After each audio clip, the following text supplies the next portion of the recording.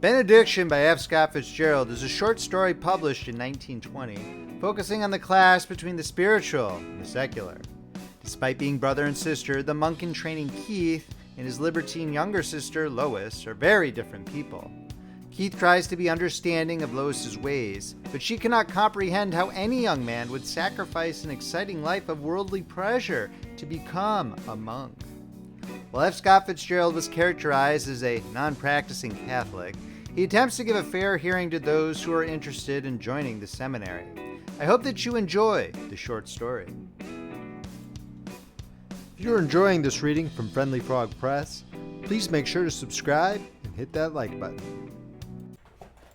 Benediction by F. Scott Fitzgerald, narrated by Paul Beauheart. 1.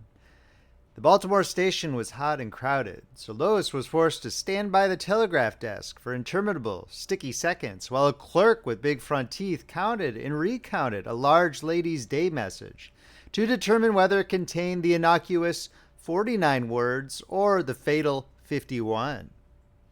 Lois, waiting, decided she wasn't quite sure of the address, so she took the letter out of her bag and ran over it again.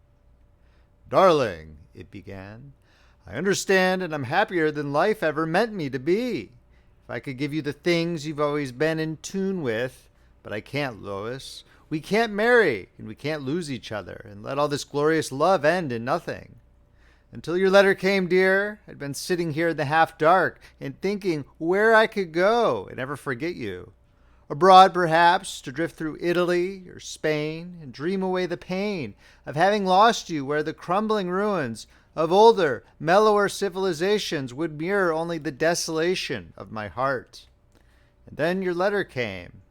Sweetest, bravest girl, if you'll wire me, I'll meet you in Wilmington. Till then, I'll be here just waiting and hoping for every long dream of you to come true. Howard.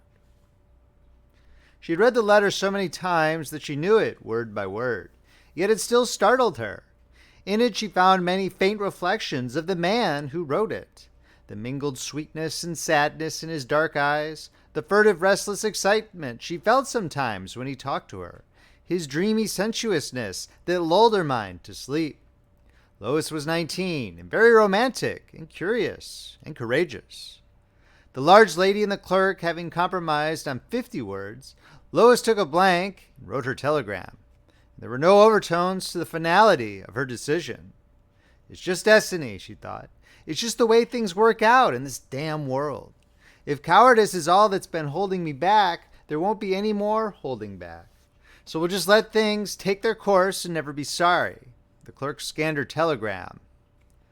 Arrived Baltimore today. Spend day with my brother. Meet me Wilmington, 3 p.m. Wednesday, love. Signed, Lois. 54 cents, said the clerk admiringly. Never be sorry, thought Lois. Never be sorry. 2. Trees filtering light onto dappled grass. Trees like tall, languid ladies with feather fans coquetting airily with the ugly roof of the monastery. Trees like butlers bending courteously over placid walks and paths. Trees over the hills on either side and scattering out in clumps and lines in woods all through eastern Maryland.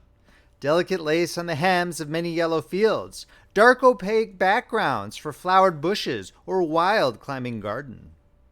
Some of the trees were very gay and young, but the monastery trees were older than the monastery, which, by true monastic standards, wasn't very old at all. And as a matter of fact, it wasn't technically called a monastery, but only a seminary. Nevertheless, it shall be a monastery here despite its Victorian architecture or its Edward VII editions, or even its Woodrow Wilsonian patented last-a-century roofing. Out behind was the farm where half a dozen lay brothers were sweating lustily as they moved with deadly efficiency around the vegetable gardens. To the left, behind a row of elms, was an informal baseball diamond, where 3 novices were being batted out by a 4th, amid great chasings and puffings and blowings. And in front, as a great mellow bell boomed the half hour, a swarm of black human leaves were blown over the checkerboard of paths under the courteous trees. Some of these black leaves were very old, with cheeks furrowed like the first ripples of a splash pool. Then there was a scattering of middle-aged leaves, whose forms, when viewed in profile in their revealing gowns, were beginning to be faintly unsymmetrical. These carried thick volumes of Thomas Aquinas, and Henry James, and Cardinal Mercier, and Immanuel Kant, and many bulging notebooks filled with lecture data. But most numerous were the young leaves, blond boys of 19 with very stern, conscientious expressions, men in the late 20s with a keen self-assurance from having taught out in the world for 5 years. Several hundreds of them, from city and town and country in Maryland and Pennsylvania and Virginia and West Virginia and Delaware. There were many Americans and some Irish and some tough Irish and a few French and several Italians and Poles, and they walked informally, arm in arm, with each other in twos and threes or in long rows, almost universally distinguished by the straight mouth and the considerable chin. For this was the Society of Jesus, founded in Spain 500 years before by a tough-minded soldier who trained men to hold a breach or a salon, preach a sermon or write a treaty, and do it and not argue. Lois got out of a bus into the sunshine down by the outer gate. She was 19 with yellow hair and eyes that people were tactful enough not to call green. When men of talent saw her in a streetcar, they often furtively produced little stub pencils in backs of envelopes and tried to sum up that profile or the thing that the eyebrows did to her eyes. Later they looked at their results and usually tore them up with wondering sighs. Though Lois was very jauntily attired in an expensively appropriate traveling affair, she did not linger to pat out the dust which covered her clothes, but started up the central walk with curious glances at either side.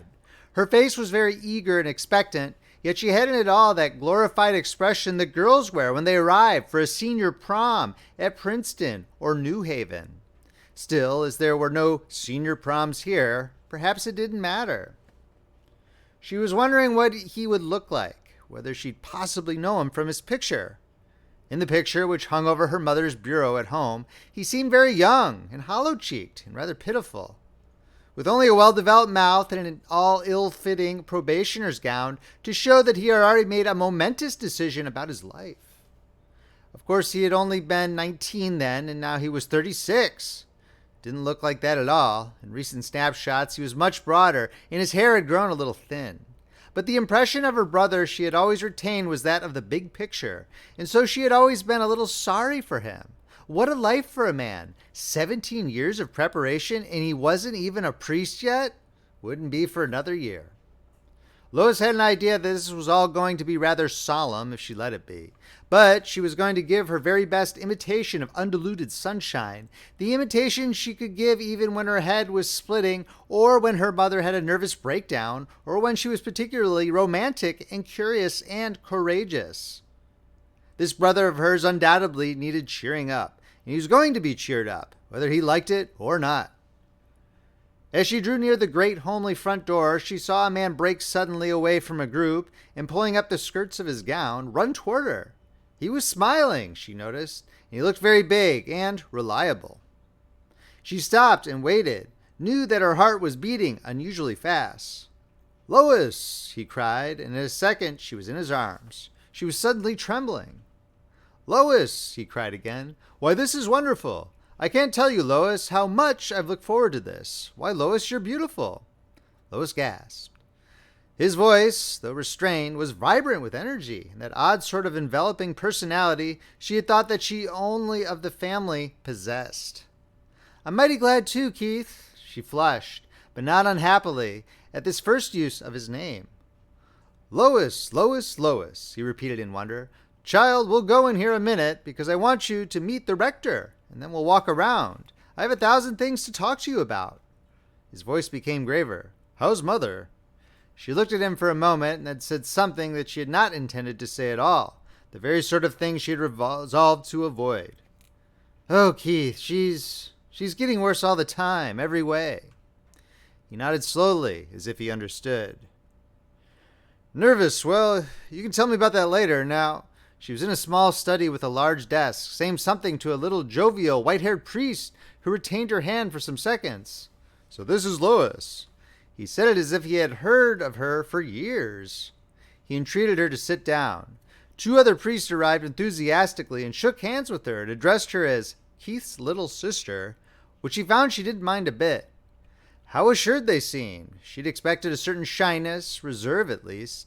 There were several jokes unintelligible to her, which seemed to delight everyone, and the little Father Rector referred to the trio of them as dim old monks, which she appreciated, because of course they weren't monks at all. She had a lightning impression that they were especially fond of Kieth. The Father Rector had called him Kieth, and one of the others had kept a hand on his shoulder all through the conversation. Then she was shaking hands again and promising to come back a little later for some ice cream, and smiling and being rather absurdly happy. She told herself that if it was because Kieth was so delighted and showing her off. Then she and Kieth were strolling along a path, arm in arm, and he was informing her what an absolute jewel the Father Rector was. "Lois," he broke off suddenly, "I want to tell you before we go any farther how much it means to me to have you come up here. I think it was mighty sweet of you. I know what a gay time you've been having." Lois gasped. She was not prepared for this. At first, when she had conceived the plan of taking the hot journey down to Baltimore, staying the night with a friend, and then coming out to see her brother, she had felt rather consciously virtuous, hoping he wouldn't be priggish or resentful about her not having come before. But walking here with him under the trees seemed such a little thing, and surprisingly, a happy thing. "Why, Kieth," she said quickly, "you know I couldn't have waited a day longer. I saw you when I was 5, but of course I didn't remember. And how could I have gone on without practically ever having seen my only brother?" "It was mighty sweet of you, Lois," he repeated. Lois blushed. He did have personality. "I want you to tell me all about yourself," he said after a pause. "Of course I have a general idea what you and Mother did in Europe those 14 years, and then we were all so worried, Lois, when you had pneumonia and couldn't come down with Mother. Let's see, that was 2 years ago. And then, well, I've seen your name in the papers, but it's all been so unsatisfactory. I haven't known you, Lois." She found herself analyzing his personality as she analyzed the personality of every man she met. She wondered if the effect of intimacy that he gave was bred by his constant repetition of her name.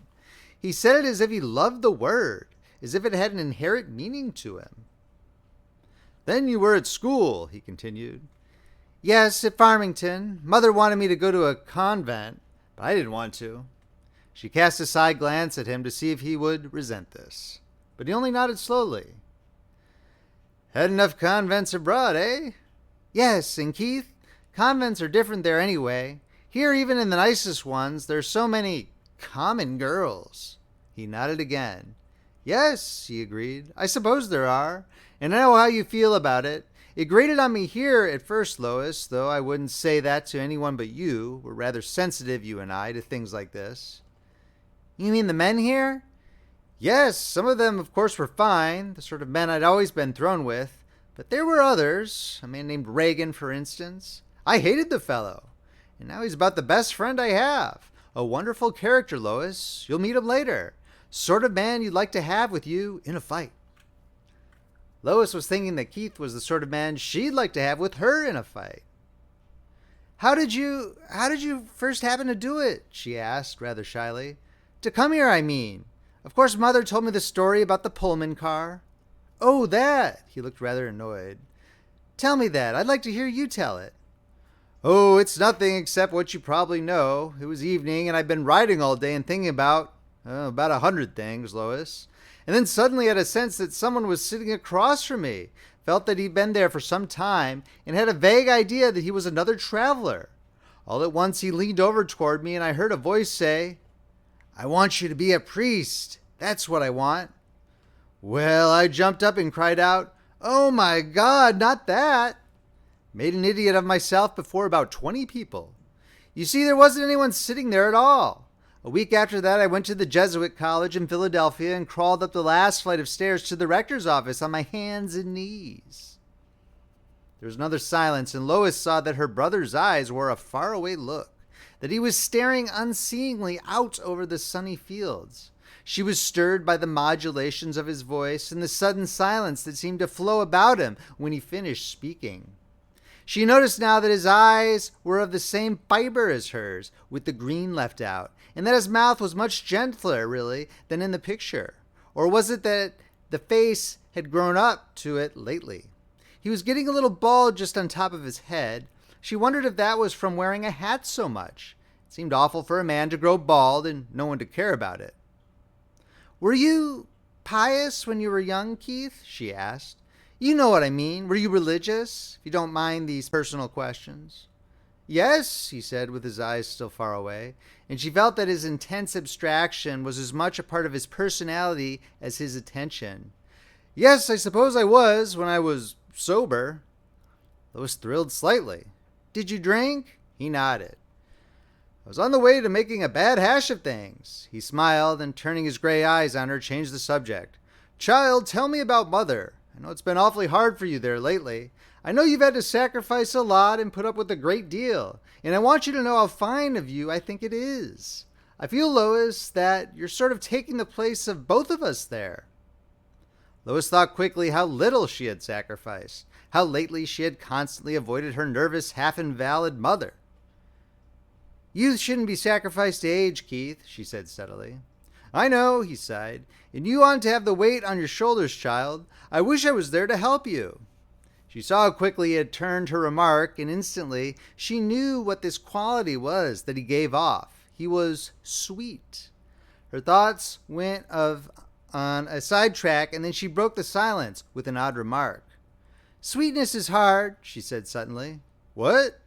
"Nothing," she denied in confusion. "I didn't mean to speak aloud.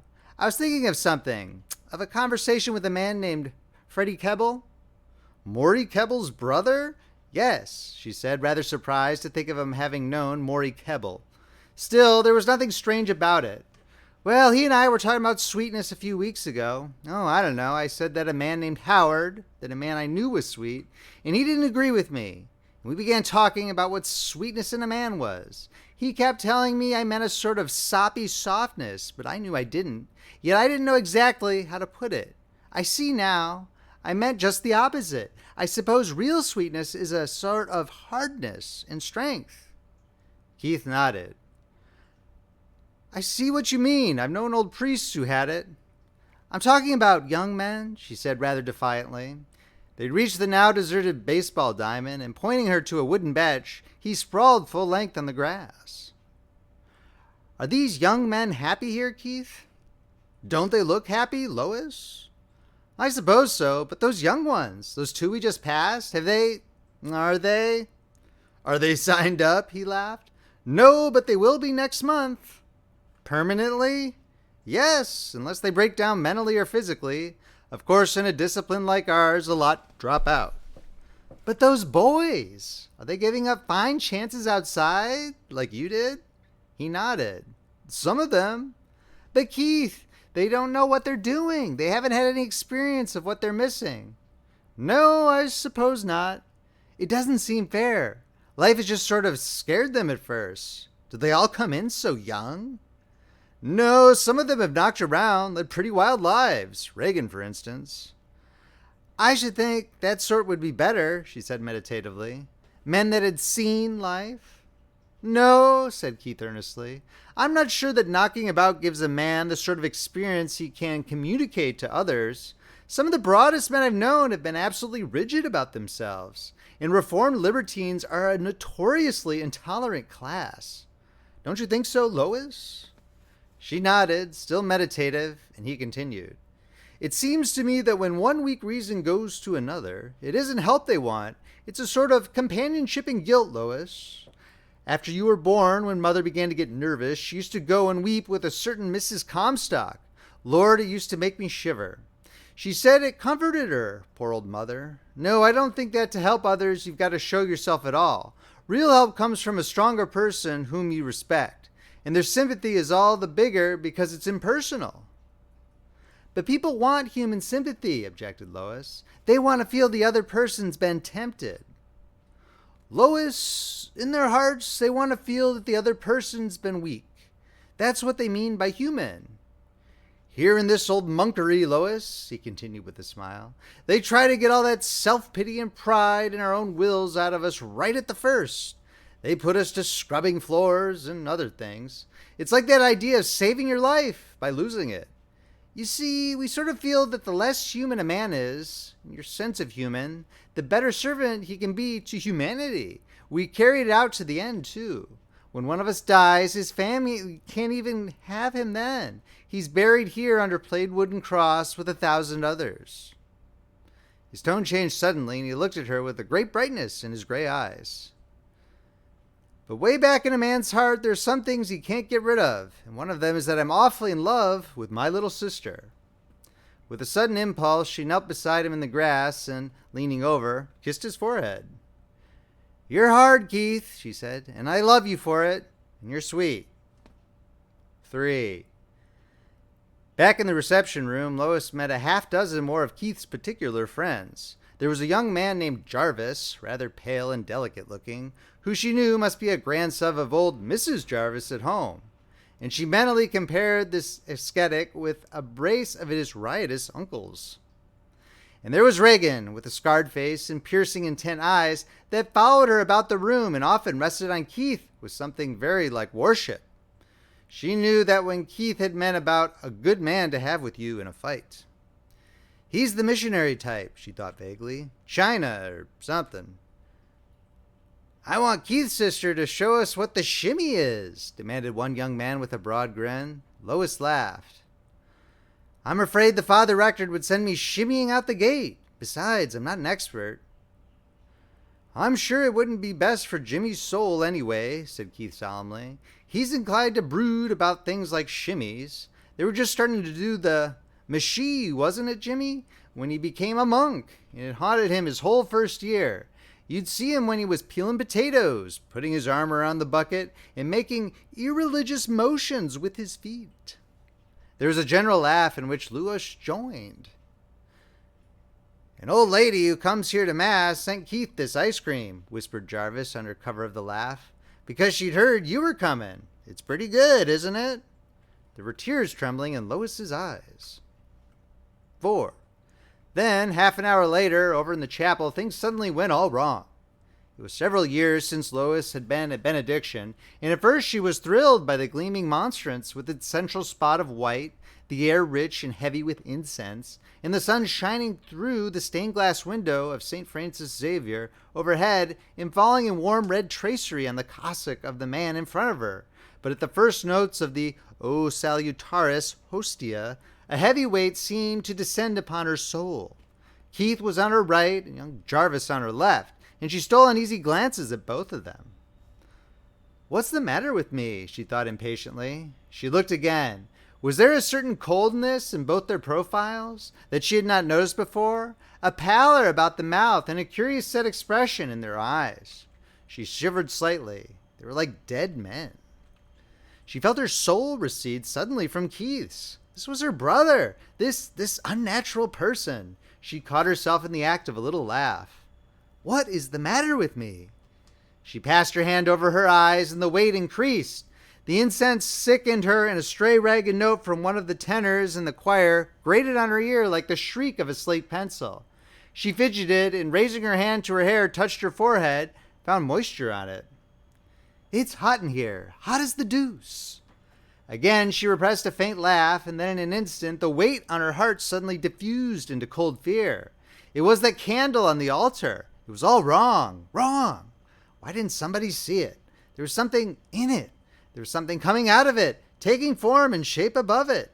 She tried to fight down her rising panic, told herself it was the wick. If the wick wasn't straight, candles did something, but they didn't do this. With incalculable rapidity, a force was gathering within her, a tremendous assimilative force, drawing from every sense, every corner of her brain, and as it surged up inside her, she felt an enormous, terrified repulsion. She drew her arms in close to her side, away from Kieth and Jarvis. Something in that candle. She was leaning forward. In another moment, she felt she would go forward toward it. Didn't anyone see it? Anyone? Ugh! She felt the space beside her, and something told her that Jarvis had gasped and sat down very suddenly. Then she was kneeling, and as the flaming monsters slowly left the altar in the hands of the priest, she heard a great rushing noise in her ears. The crash of the bells was like hammer blows, and then in a moment that seemed eternal, a great torrent rolled over her heart. There was a shouting there, and a lashing as of waves. She was calling, felt herself calling for Kieth, her lips mouthing the words that would not come. Kieth! Oh my God, Kieth! Suddenly she became aware of a new presence, something external, in front of her, consummated and expressed in warm red tracery. Then she knew it was the window of St. Francis Xavier. Her mind gripped at it, clung to it finally, and she felt herself calling again endlessly, impotently, Kieth, Kieth. Then, out of a great stillness came a voice, Blessed be God. With a gradual rumble sounded, the response rolling heavily through the chapel. Blessed be God. The words sang instantly in her heart. The incense lay mystically and sweetly peaceful upon the air, and the candle on the altar went out. Blessed be his holy name. Blessed be his holy name. Everything blurred into a swinging mist. With a sound half gasp, half cry, she rocked on her feet and reeled backward into Kieth's suddenly outstretched arms. 5. Lie still, child. She closed her eyes again. She was on the grass outside, pillowed on Kieth's arm, and Regan was dabbing her head with a cold towel. I'm all right, she said quietly. I know, but just lie still a minute longer. It was too hot in there. Jarvis felt it too. She laughed as Regan again touched her gingerly with the towel. I'm all right, she repeated. But through a warm peace was falling her mind and heart, she felt oddly broken and chastened, as if someone had held her stripped soul up and laughed. 6. Half an hour later, she walked, leaning on Kieth's arm, down the long central path toward the gate. It's been such a short afternoon, he sighed. I'm so sorry you were sick, Lois. Kieth, I'm feeling fine now, really. I wish you wouldn't worry. Poor old child. I didn't realize that Benediction would be a long service for you after your hot trip out here and all. She laughed cheerfully. I guess the truth is I'm not much used to Benediction. Mass is the limit of my religious exertions. She paused and then continued quickly. I don't want to shock you, Kieth, but I can't tell you how inconvenient being a Catholic is. It really doesn't seem to apply anymore. As far as morals go, some of the wildest boys I know are Catholics. And the brightest boys, I mean the ones who think and read a lot, don't seem to believe in much of anything anymore. Tell me about it. The bus won't be here for another half hour. They sat down on a bench by the path. For instance, Gerald Carter, he's published a novel. He absolutely roars when people mention immortality. And then Howa, well, another man I've known well lately, who is Phi Beta Kappa at Harvard, says that no intelligent person can believe in supernatural Christianity. He says Christ was a great socialist, though. Am I shocking you? She broke off suddenly. Kieth smiled. You can't shock a monk. He's a professional shock absorber. Well, she continued, that's about all. It seems so narrow. Church schools, for instance. There's more freedom about things that Catholic people can't see, like birth control. Kieth winced, almost imperceptibly, but Lois saw it. Oh, she said quickly, everybody talks about everything now. It's probably better that way. Oh, yes, much better. Well, that's all, Kieth. I just wanted to tell you I'm a little lukewarm at present. I'm not shocked, Lois. I understand better than you think. We all go through those times. But I know it'll come out all right, child. There's that gift of faith that we have, you and I, that'll carry us past the bad spots. He rose as he spoke, and they started again down the path. I want you to pray for me sometimes, Lois. I think your prayers would be about what I need, because we've come very close in these few hours, I think. His eyes were suddenly shining. Oh, we have, she cried. I feel closer to you now than to anyone in the world. He stopped suddenly and indicated the side of the path. We might, just a minute. It was a pietà, a life-size statue of the Blessed Virgin, set within a semicircle of rocks. Feeling a little self-conscious, she dropped on her knees beside him and made an unsuccessful attempt at prayer. She was only half through when he rose. He took her arm again. I wanted to thank her for letting us have this day together, he said simply. Lois felt a sudden lump in her throat, and she wanted to say something that would tell him how much it had meant to her, too. But she found no words. "I'll always remember this," he continued, his voice trembling a little. "This summer day with you. It's been just what I expected. You're just what I expected, Lois. I'm awfully glad, Kieth. You see, when you were little, they kept sending me snapshots of you, first as a baby and then as a child in socks playing on the beach with a pail and shovel, and then suddenly as a wistful little girl with wondering, pure eyes. And I used to build dreams about you. A man has to have something living to cling to. I think, Lois, it was your little white soul I tried to keep near me, even when life was at its lowest, and every intellectual idea of God seemed the sheerest mockery, and desire and love and a million things came up to me and said, 'Look here at me. See, I'm life. You're turning your back on it.' All the way through that shadow, Lois, I could always see your baby soul flitting on ahead of me, very frail and clear and wonderful." Lois was crying softly. They had reached the gate, and she rested her elbow on it and dabbed furiously at her eyes. "And then later, child, when you were sick, I knelt all one night and asked God to spare you for me, for I knew then that I wanted more.